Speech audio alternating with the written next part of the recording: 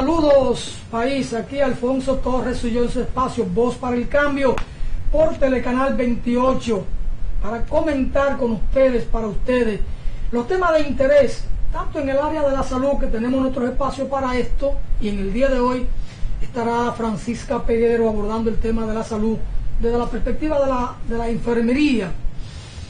Y vamos a abordar también el tema de política internacional, porque nuestro continente y nuestro Caribe anda en una situación muy particular, pero también de muchos conflictos que no debían ser, a veces impulsados por fuerzas extrañas, poderosas, que se inmiscuyen en la vida de nuestro pueblo, y entonces hay que estar siempre atento a discutir, a conversar, a analizar los temas fundamentales de nuestra América.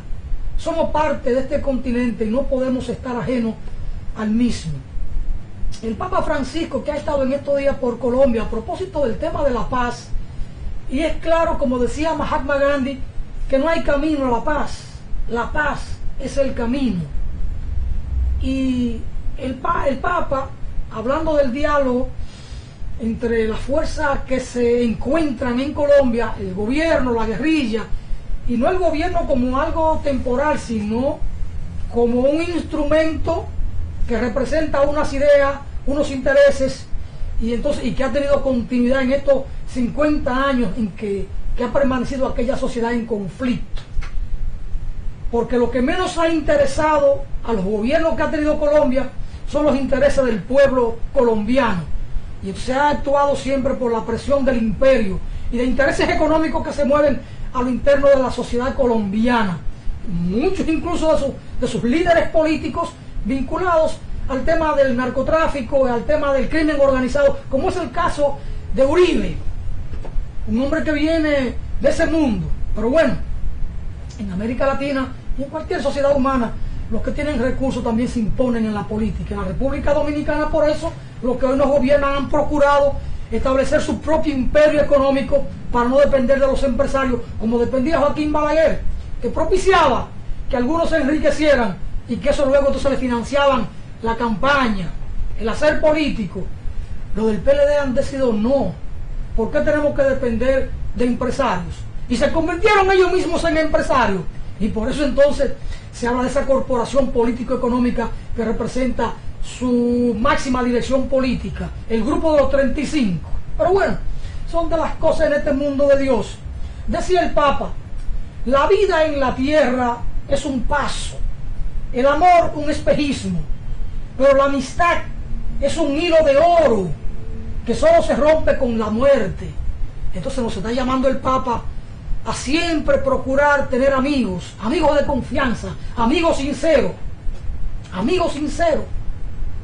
Y dice el Papa, tú sabes, se lo pregunta, tú sabes, la infancia pasa, la juventud la sigue, la vejez la reemplaza, la muerte la recoge. Es decir, la muerte recoge la infancia, la juventud y la propia vejez y nos lleva de encuentro. Y sigue el Papa, la más bella flor del mundo pierde su belleza, pero una amistad fiel dura para la eternidad. Vivir sin amigos es morir sin dejar recuerdos. Una expresión muy linda. Por eso entonces nosotros siempre invitamos aquí a nuestro amigo, a nuestro hermano Johnny Guerrero, y está hoy para compartir con nosotros. Entonces queríamos dedicarle esa frase del Papa a nuestro amigo Johnny Guerrero, porque siempre nos estamos comunicando, o él me llama o yo lo llamo. A veces dicen que peleamos, pero no, somos buenos amigos y aquí estamos para conversar de política internacional. Don Johnny, nos alegra que esté con nosotros para compartir estas reflexiones. Buenos días. Don Johnny, mire, Venezuela, que a usted le gusta mucho la política internacional, para no meterse en estos dilemas de la política criolla, a Venezuela se le ha visto como una sociedad en conflicto en el continente. Pero Venezuela es un pueblo solidario, es un pueblo noble, es un pueblo trabajador, desde siempre. Intereses políticos en un momento dado tratan de apartarla de sus hermanos del Caribe, de sus hermanos latinoamericanos. Hoy la oposición ha tenido que encontrarse con la realidad y tiene que aceptar la necesidad del diálogo político para poder encauzar esa sociedad por un sendero diferente.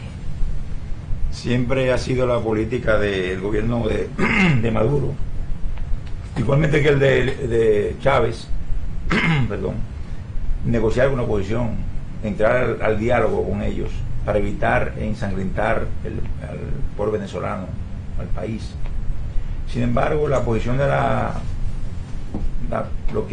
posición que ha asumido la oposición es aliarse con los poderes fácticos del continente y de europeo, apoyado siempre por el presidente de España, apoyado por Uribe y otra, la extrema derecha internacional, y ha rehusado reunirse con el gobierno venezolano, pero y lo que también ha incendiado a Venezuela, han querido desacreditar a través de los medios de comunicación la realidad venezolana, diciendo que hay una escasez terrible, que la hay, pero ocasionada por el empresariado, que se ha empecinado en derrocar el gobierno legalmente constituido de Nicolás Maduro, y la realidad lo está llevando a poner los pies en el suelo. Sin embargo, bueno señalar también que actualmente, recientemente, la oposición venezolana, los principales dirigentes de oposición, han visitado Estados Unidos, han visitado Europa, con la intención de crear sanciones al gobierno venezolano, y en tal sentido lo lograron con unas sanciones que le impuso el gobierno de Trump al gobierno venezolano, sanciones económicas que afectan enormemente la economía venezolana, sobre todo la adquisición de medicinas, alimentos, una serie de importaciones, que ha forzado al gobierno de Venezuela a entender que la necesidad de suplantar o de reemplazar el dólar con otras monedas fuertes internacionales, como la moneda rusa, la moneda china, japonesa, de la India, para poder negociar con otros países, porque lo que ha hecho Estados Unidos con ese castigo económico que ha hecho con Venezuela, lo está forzando a buscar otras vertientes comerciales. Pero todo esto, lo señalo, ha sido impuesto por la derecha venezolana, que, como acabas de decir, está ahora tratando también de negociar con el gobierno venezolano, que ha sido siempre la posición del gobierno venezolano, de llamar al diálogo y evitar los grandes conflictos de las guarimbas y todas esas atrocidades que se han cometido en Venezuela, que ha cometido la derecha venezolana en Venezuela, la oposición venezolana, incendiando, quemando personas. Incendiaron más de 20 personas, varios de ellos murieron. Mataron al más joven diputado de Venezuela. Entonces, yo creo que sí, que hay tiempo para dialogar. No obstante, todas estas maldades que se han cometido en la oposición venezolana, como acabo de señalar, las vías de hecho que han cometido, es motivo aún es tiempo de que puedan dialogar con el gobierno, que ha sido la intención del gobierno. Y estamos de acuerdo, el diálogo en oposición al conflicto y a la quema y al desorden, es lo mejor, el diálogo. Yo creo que es un buen camino de dialogar todavía. Y en esto, don Johnny, la República Dominicana, por suerte, a pesar de los dilemas internos, el gobierno dominicano ha mostrado una posición de mucho respeto frente a Venezuela. Ha recibido mucha presión tanto de Estados Unidos como de la oposición venezolana para que condene el gobierno legítimo y constitucional de Nicolás Maduro, y el gobierno se ha mantenido muy cauto y está propiciando un diálogo gobierno-oposición en Venezuela, y ha ofrecido el suelo dominicano para ese diálogo, y parece ser que muy pronto ambos, gobierno venezolano y oposición, se van a encontrar en la República Dominicana con la mediación de nuestra Cancillería y de José Luis Rodríguez Zapatero, pasado presidente del gobierno español. Y esto porque en la OEA y en otros organismos regionales, muchos gobiernos o algunos gobiernos, Colombia, Argentina, Brasil, han tenido una actitud de condena al gobierno de Nicolás Maduro. Hay problemas internos de una oposición rabiosa en Venezuela, pero que no actúa por ella misma, actúa porque tiene mandato del imperio, tiene mandato del norte. Lo que ha hecho la oposición en Venezuela no es por motu propio. Hay una indicación de la Embajada de Estados Unidos en Caracas para que actúen en esa dirección. Y entonces cuando ellos han querido negociar, muchas veces de Estados Unidos le dicen no al diálogo, seguir en la calle. Y entonces, cuando un gobierno está dispuesto a dialogar, sinceramente, hay que dialogar. Sinceramente pongo la palabra porque hay momentos en que el gobierno o los gobiernos quieren coger de relajo a quienes se le oponen con un diálogo falso, oírlo para seguir en su propio camino. Pero cuando un gobernante o un equipo de gobierno tiene una actitud de dialogar sinceramente para buscar soluciones a conflictos, a problemas internos, la primera vía para solucionar problemas de orden político debe ser siempre el diálogo. Debe ser siempre el diálogo. Entonces me gustaría, don Johnny, ver la valoración que usted tiene de la actitud que ha tenido el gobierno dominicano frente a la situación venezolana. Sí, el gobierno dominicano siempre ha mantenido esa posición. El expresidente Leonel Fernández ha participado en diversas reuniones de la oposición venezolana con el gobierno venezolano. Entiendo que es una posición, como tú acabas de decir, muy positiva, muy correcta, de propiciar el diálogo en Venezuela, no como plantean otros gobiernos, sobre todo el gobierno colombiano, los gobiernos de derecha que han asumido el poder en Argentina, en Brasil, y sobre todo el gobierno de España, que lo que propician es el desorden y el incendio de Venezuela. Entonces, en ese sentido, entiendo que la posición del gobierno dominicano es muy positiva de propiciar ese tipo de diálogo entre la oposición y el gobierno venezolano, porque es el mejor camino para Venezuela. Deben convivir, la oposición puede convivir con el gobierno. Esa actitud de derrocar al gobierno constituido a través de unas elecciones libérrimas no es correcta, y como tú acabas de decir también, es una posición impuesta por Estados Unidos. Estados Unidos quiere imponer a la oposición venezolana que derroque ese gobierno, como lo hicieron con Allende y como lo han hecho con otros gobiernos en América Latina, el mismo presidente Juan Bosch, que propiciaron su derrocamiento en el 63, el propio gobierno de Arbenz en Guatemala en el año 54. Y eso es la política norteamericana, de que cualquier gobierno con carácter popular que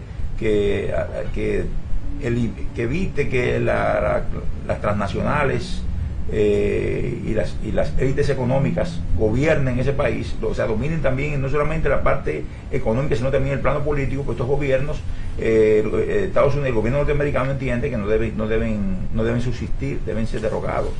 Y por eso mismo que entendemos que la posición más ecuánime, más correcta y más beneficiosa para el continente, para Venezuela y para la paz del hemisferio, es una política de diálogo, y yo creo que eso debe ser reconocido al gobierno dominicano.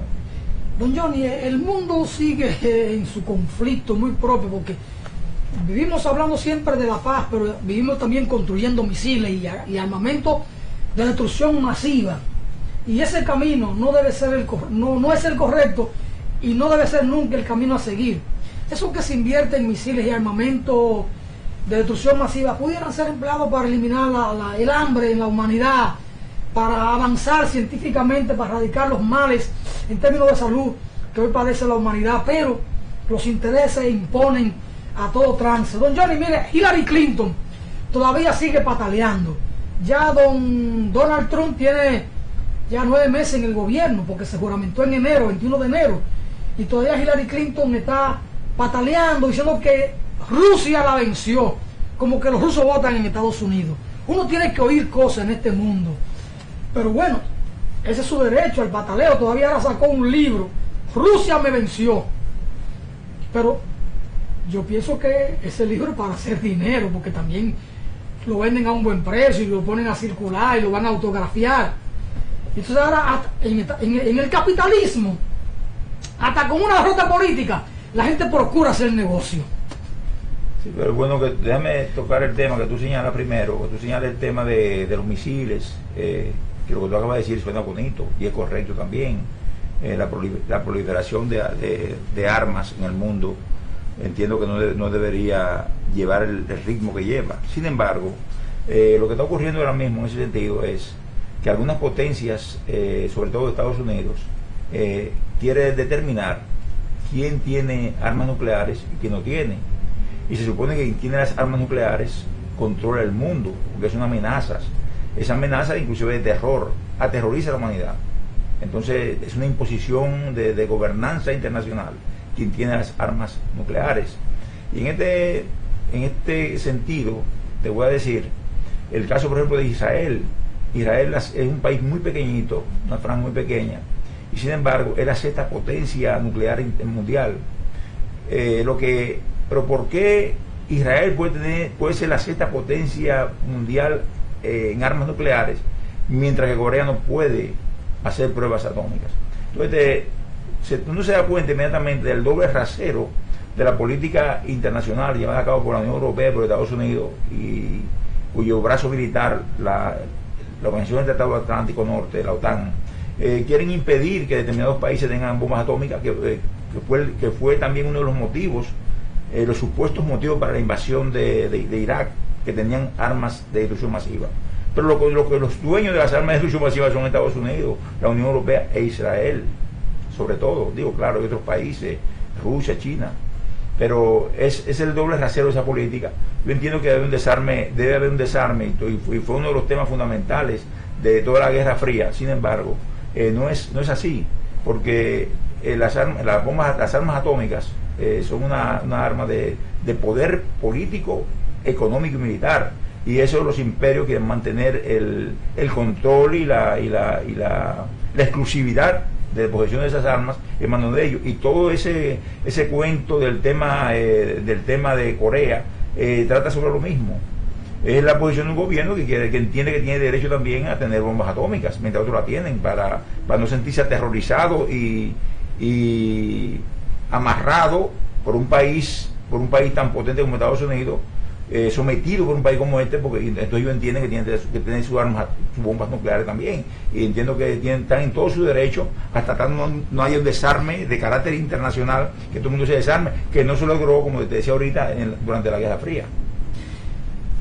Se piensa que la Guerra Fría terminó, y la Guerra Fría continúa, porque lo que era la Unión Soviética, ahí está Rusia, con unos intereses diferentes, pero en términos de la competencia imperial, de la competencia por dominio de áreas geográficas frente a Estados Unidos, continúa. Además, Rusia heredó el gran caudal atómico, nuclear, de lo que fue la Unión Soviética. Es verdad que Ucrania, Azerbaiyán y otros países de lo que fue la Unión de República Socialista Soviética quedaron con una u otra arma nuclear, sobre todo Ucrania, pero hay un tercer país ahí que tiene también algunas armas nucleares. Otros que tenían armas en su territorio la entregaron a Rusia, es decir, quedaron desarmados. Pero está China, que no ha dejado de investigar y de producir armamento, porque además todas estas potencias son las que venden armas a terceros países, a países emergentes o del segundo mundo, porque si hay un primer mundo y hay un tercer mundo, hay un segundo mundo. Del segundo mundo casi no se habla, porque se habla del primer mundo y tercer mundo, pero si hay uno y hay tres, hay un dos. Entonces, estos países que están en el número 2, ¿a quién le compran armas? A Rusia, a China, a Estados Unidos y de alguna manera a Francia. Entonces, la Guerra Fría continúa y ahí están las amenazas. Y el Consejo Nacional de Seguridad, el Consejo de Seguridad de Naciones Unidas está ahí, y ahí están los grandes, los que atemorizan. Pero no van a pasar de ahí, de asustarse entre ellos. Y Estados Unidos sabe que con Putin no se puede jugar. Ahora ellos van a jugar a largo plazo, al cansancio de Putin, o a que Putin salga de la escena y ver cómo consiguen allí un gobierno títere. Esa es la política imperial. Ahora, Rusia tiene también una cultura imperial. En Rusia no hay una simple democracia, no. En Rusia hay una cultura de imperio, de los tiempos de los zares, que no es tan fácil Putin sale del escenario, pero el que venga tiene que asumir esa propia cultura del pueblo ruso, porque si no, se lo llevan de encuentro. Porque ahí hay una especie de orgullo nacional que tiene que guardar correspondencia con esa cultura. Por eso Putin dice, quien venga a Rusia a vivir, tiene que vivir como ruso, hablar ruso y respetar las costumbres del pueblo ruso. Y quien no pueda hablar ruso aquí, ni respetar nuestras costumbres, nuestras tradiciones, que se vaya a vivir a un tercer país donde le toleren su manera de ser. Es decir, eso responde a una cultura milenaria del pueblo ruso, eso no es de ahora. Entonces, los gringos no podrán verse tan fácil con el pueblo ruso. Hay una tradición en esa dirección. Pero ponía el tema a propósito de que Turquía compra misiles rusos y Rusia sigue vendiendo en Medio Oriente y en parte de Europa misiles y de todo, de largo alcance. Corea sigue con su producción y va por el 5º ensayo de bombas de misiles nucleares. Va por el 5º ensayo y no han podido, porque el pueblo coreano tiene su particularidad. Es un pueblo también con una identidad muy fuerte, con un patriotismo único, y no es tan fácil. Por eso no han podido barrer a Corea. Lo que hicieron fue dividirla. ¿Quién la divide? Estados Unidos. Los expertos en dividir pueblos, o sacar una provincia a una nación grande como Colombia y construir un país como construyeron a Panamá. Panamá era una provincia de Colombia. O Taiwán. O Taiwán. Le sacan como provincia, la sacan a China y la convierten en un país. O a Yemen, que lo dividieron. O a Vietnam. Esa es la cultura del imperio. Entonces se tiene también Israel. Su primer ministro, Benjamín Netanyahu, o Netanyahu, no sé si se pronuncia con el acento, se mostró preocupado por el acuerdo de las potencias con Teherán, porque él dice que el acuerdo entre las grandes potencias y un país turbio, una nación turbia, tenga armas nucleares. Es decir, él tilda a Irán de nación turbia. Y hay una nación más turbia y más perversa que Israel, más genocida que Israel. Entonces, ellos sí pueden tener, como genocidas que son, armas nucleares. A Irán no se le puede permitir eso, ni a ningún otro pueblo. Y es lo que dice Johnny. Una nación tiene sus derechos propios, no importa el tamaño que tenga, es una nación. Y hay convenciones que establecen el respeto a la autodeterminación de los pueblos. Son principios cardinales de la civilización humana de estos tiempos. Si Estados Unidos tiene derecho a bombas nucleares, Corea también lo tiene. Y si República Dominicana tuviera condiciones económicas o políticas, estabilidad política para desarrollarla, también tuviera el derecho. Ay, ¿por qué los grandes tienen que prohibir a los pequeños que la tengan? No, los pequeños no se pueden defender. Ajá, no. El derecho internacional es lo que establece. Ahora, hay otro derecho internacional que son acuerdos que imponen los grandes. Se ponen de acuerdo a ellos para aplastar a los pequeños. Entonces, por eso le traía el tema así rápidamente de los misiles, del armamento. Es una carrera que no conduce a la paz. No conduce a la paz. Independientemente de la canción aquella, creo que de Silvio. Si quieres la paz, prepárate para la guerra. Ese no puede ser el camino. La paz, ese es el camino, según lo sentenció don Mahatma Gandhi. Ciertamente hay una carrera armamentista en la actualidad y hay una guerra fría, porque después de la caída del muro de Berlín, Rusia asumió una actitud muy pasiva y los resultados de esa pasividad fueron Libia e Irak, y el intento de convertir en Siria en una Irak, en una Libia. Pero Rusia, Putin, han asumido una posición y tú tienes razón, Rusia es un imperio, siempre ha sido un imperio desde el fallecimiento de José Stalin en el 53. De ahí para adelante, la restauración del capitalismo llevado a cabo por Nikita Khrushchev y la conversión de la Unión Soviética, de la ex Unión Soviética, en una potencia imperial, eso es altamente conocido. Y se mantiene en la misma posición ahora Rusia, ya una Rusia abiertamente capitalista, pues es un país imperial también. Sin embargo, Rusia está jugando un papel actualmente de equilibrio en el escenario internacional, porque dejar el escenario internacional a Estados Unidos abierto es para que se cometan las masacres que se cometieron en Irak y en Libia. y las atrocidades que se cometieron allí y el asesinato de ambos presidentes. Entonces, la posición de Rusia actualmente, la actitud de Rusia ayuda a un equilibrio de fuerza a nivel mundial, y eso en sí también contribuye en beneficio de la humanidad, porque ya Estados Unidos no puede hacer lo que le dé su gana, no es una policía internacional, tiene que verse con una competencia, que es la competencia de Rusia, y entiendo que en ese sentido es bueno para el mundo, para la humanidad es bueno que hayan dos potencias. No puede haber una sola, porque una sola hace lo que le da su gana, no hay competencia, y hace lo que le da su gana, y una potencia como Estados Unidos, con todo el poderío, sobre todo el poderío militar que tiene, esa estructura militar tan grande, esa industria de la guerra, de sectores económicos, élites económicas que se benefician de la guerra y que fomentan la guerra, porque ese es su principal negocio. La familia Bush y tantas familias de Estados Unidos que viven de la guerra. El mundo unipolar es un peligro. Rusia con su intervención está protegiendo y defendiendo sus propios intereses. De hecho, entonces, resulta en un papel de equilibrio, es verdad. Pero Rusia no lo hace por el equilibrio por sí misma, es también la defensa de sus propios intereses.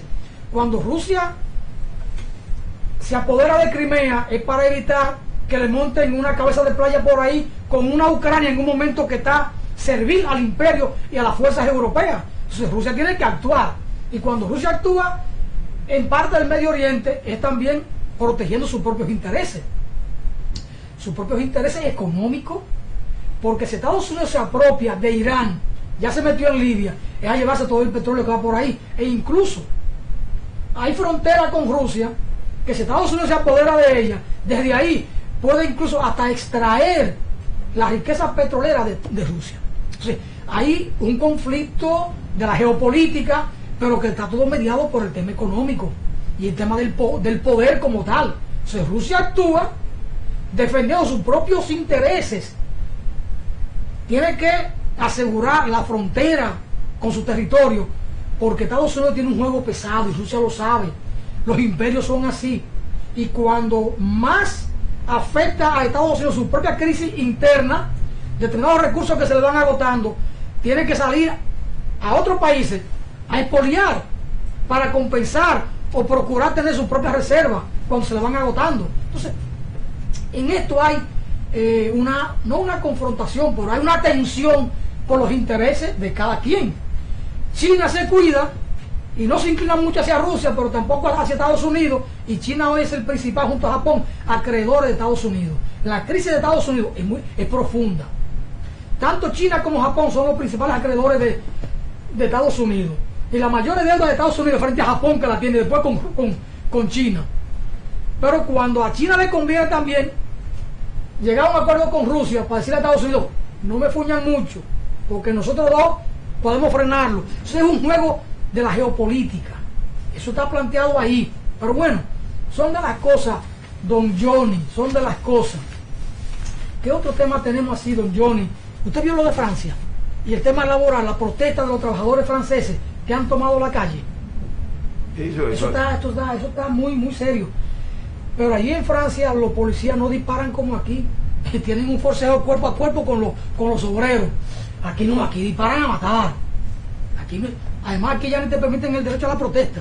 Sí, te ponen vallas en el Palacio Nacional, en el Congreso, te cierran calles, te cambian las rutas que tienen los trabajadores para ir a una manifestación. Ahí la cosa es diferente. Sí, pero deberían permitir en Francia, países que se llaman países muy avanzados, muy civilizados, deberían permitir los reclamos de los trabajadores.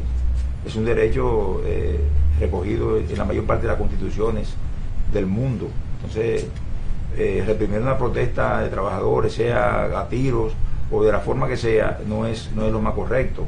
Entiendo que deben respetarse los derechos de los trabajadores, y uno de los derechos fundamentales del trabajador es el derecho a la protesta, el derecho a reclamar sus intereses económicos, y eso no debe ser transgredido por ningún gobierno.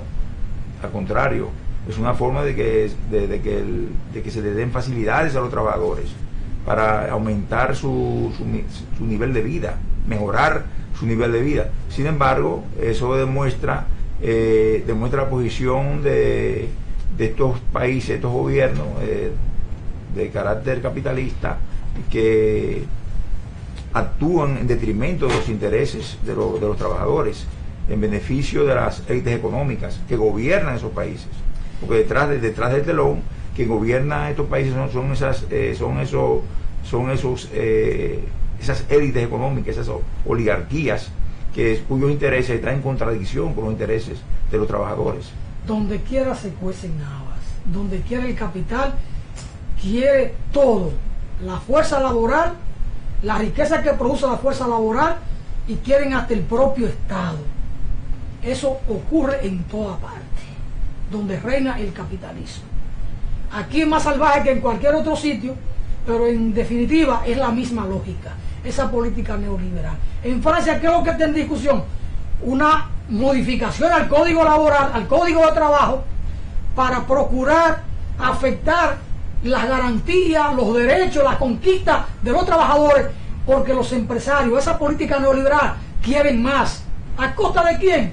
Del sacrificio, del sudor, del trabajo de los obreros. Y esa es la contradicción: capital, trabajo.